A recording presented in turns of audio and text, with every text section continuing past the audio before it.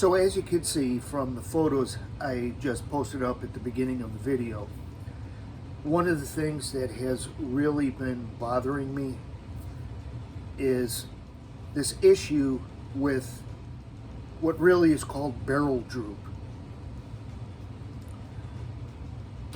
My barrel being out of line with my scope rail enough that I can't get my scope sighted in without using something that's beyond a full adjustment capability of my scope, which presented some issues, and there are some things I went about to address it that worked. And that's fine for a lot of people, but not me. I just did not like the way a couple of the ideas that I had worked out. Take the back of the rail and shim it between this plastic piece that the rail sits on. This sits on top of the breech. It's just a plastic support piece for the rail, and the back part of the rail sits on top of it. And I put a shim, a washer, in between the bottom of the rail and the top of this piece. Since my scope needed to be canted lower at the front end of the scope. And that worked. It got me pretty close to the middle of the adjustment range for up and down with the scope. But I just did not like the way that it looked. And like I said, that is certainly not going to affect a lot of people that are out there as far as function over form. And it certainly provided that. But I am one of the type of people that I just become obsessed with the fact that it just doesn't look right to me. So I thought something that would pretty much give the same results and probably look better was, instead of shimming directly in between the back of the rail and the top of the spacer that the rail sits on, put some type of spacer between the bottom of this and the top of the breech on the gun back here.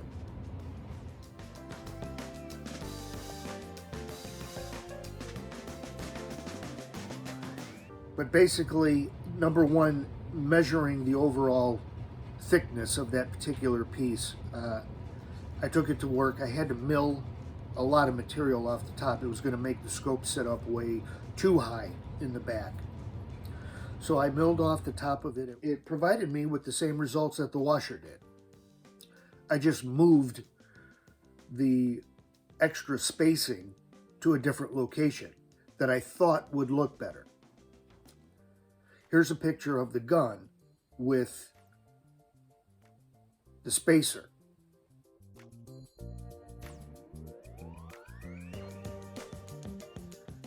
Overall, I thought that did look better than the washer and the gap that was being created between the bottom of the rail and the top of the plastic support piece. Moving it to between the top of the breech and the bottom of the plastic support piece and having it cover more area underneath that plastic support piece, I thought looked better than the washer scenario. But did it look good enough? You know, that's the question I'm always asking myself as far as struggling with OCD tendencies and wanting to get something as best as I possibly can. The easiest thing to have done at this particular point, having not really modified anything on the gun other than slightly tuning the hammer spring. If I were to return the gun, I don't think I would have any issues with the gun being accepted as a non-modified gun. Let's put it that way. And you might be saying, you know, what? Why didn't you just throw it back in the box and return the gun? Well, I've got a good feeling that this can very well end up to be a good shooting gun. And I like a challenge.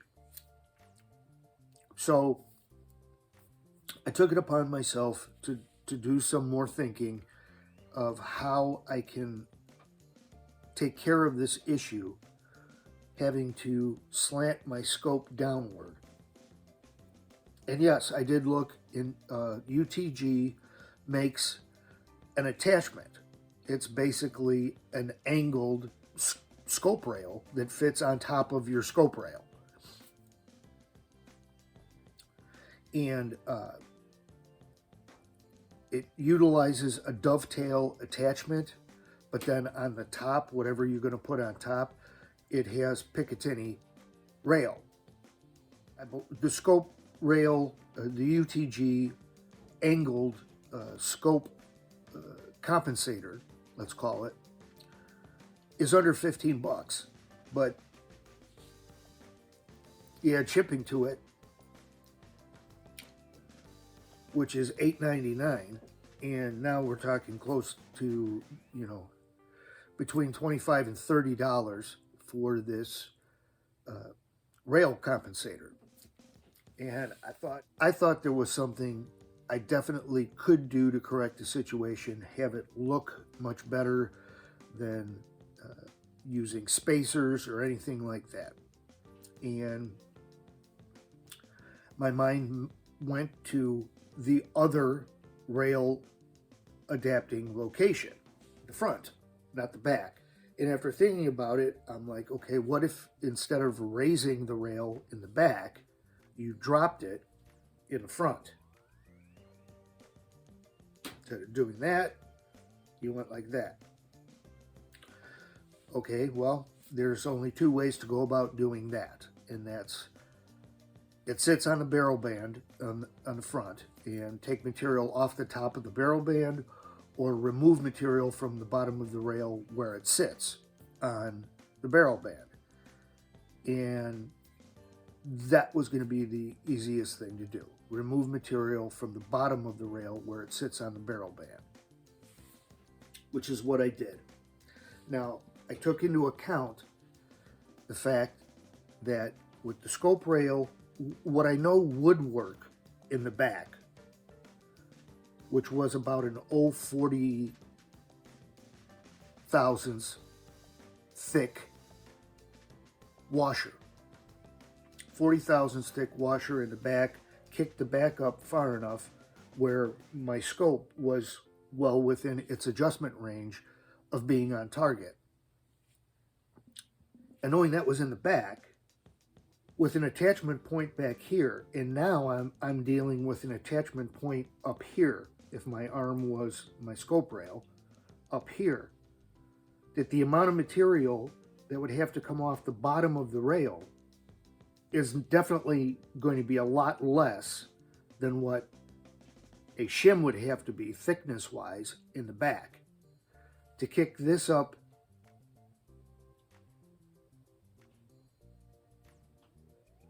here versus back here, it was going to be a lot less guesstimated. I actually used a couple of different thickness washers when I shimmed up the back. And I was saying 0.40. The average thickness of the washers that I tried in the back that gave me the best results was actually 0.50, 0.050, 50 thousandths of an inch thick. So the overall length of the attachment point up here, looking at this distance from here back to here, I just my guesstimate was a third. A third of what I needed to shim up the back is what needed to be removed from the front of the rail where it attaches. That came out to about 15 thousandths. I ended up taking a couple of thousandths more, and took off 17 thousandths.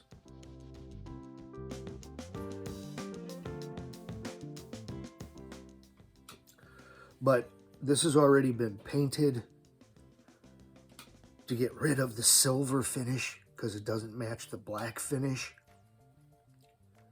But right in here, you can see the end mill undercut. And it seems to work extremely well. I counted the revolutions completely. I adjusted my scope as low as it possibly could go and backed off on the up-down adjustment dial as high as it would go. But the total revolutions, I took half of it. It was 14 revolutions, so I went down 7 complete turns with the knob, which would put me right in the center of the travel range of the scope adjustment up and down. Mounted the rail with that 17 thousandths undercut, and it almost shot a bullseye at what I was looking at. I wanted shooting a little bit low, so that's well within the adjustment range. I did make an adjustment, and it was shooting with minimum adjustment right where I wanted it shooting. Left and right, it was almost dead center after removing the rail and dealing with the rail and remounting it and remounting the scope. So I was very happy about that. And as far as looks, I'm going to get everything remounted and show you how much clean looking everything looks, rather than spacing and shimming up the back of the rail versus removing a very minimal amount from the front attachment point, and not having to spend any money in the process. It was just basically taking the rail with me, getting it mounted in a vise, and removing 17 thousandths worth of material, which took virtually no time at all. I mean, some time, but not very much. Let me get everything remounted and give you a look at how it looks after everything is assembled.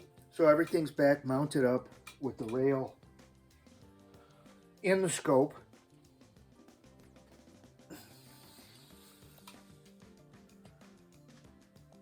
And this is how it looks, and I'm going to get a lot closer. You may be able to tell that it is slightly undercut. But visually, it's almost completely unnoticeable, that 17 thousandths. The back doesn't need any type of shimming. There's no gaps whatsoever. Very clean looking. And most importantly, after having all of that removed and reattaching the rail, the support piece underneath the rail in the back, and the scope itself, the first shot I put over was almost dead center. I'm shooting at this target, and it was almost dead center. These were already shot from a previous shot group. When I originally was sighting in the scope, and I was aiming, where was I aiming? Somewhere up here, I believe. And it was shooting down. That's one of the shots. That stock, it was shooting that low. So don't pay attention to that one. Everything else is after making, the initial shot was almost dead center on the bullseye. I made some adjustments for it to shoot lower, and that's the rest of the group. And that's with the up and down adjustment on the scope being very well in the middle of its range. So I'm very happy with how it turned out. Again, there are those of you, I completely understand, if you don't have the access to the machine that you need to modify this the way that I did modify it, yes, throw it back in the box and send it back. Get another one. Who knows what you're going to get? As far as what I'm seeing from the shooting that I'm getting, it's an accurate enough gun. It holds air. You know, that's another problem I have read about commonly on airgun forums. People with Hatsan flash pups, people who have had more issues for whatever reason with Woodstock version flash pups, even holding air. So it was something I could easily do to correct the problem. I feel really good about the fact that I was able to do it and took care of it and really invested absolutely minimal amount of time and absolutely no money into taking care of this issue. But for those of you that might be going through the same thing with barrel droop, which after having researched it, it seems to be more common than I was aware of. If you're finding an up and down direction, you cannot get your scope adjusted within its adjustment range to shoot on target. Their UTG makes a rail adapter. As I said, it mounts on the bottom using a dovetail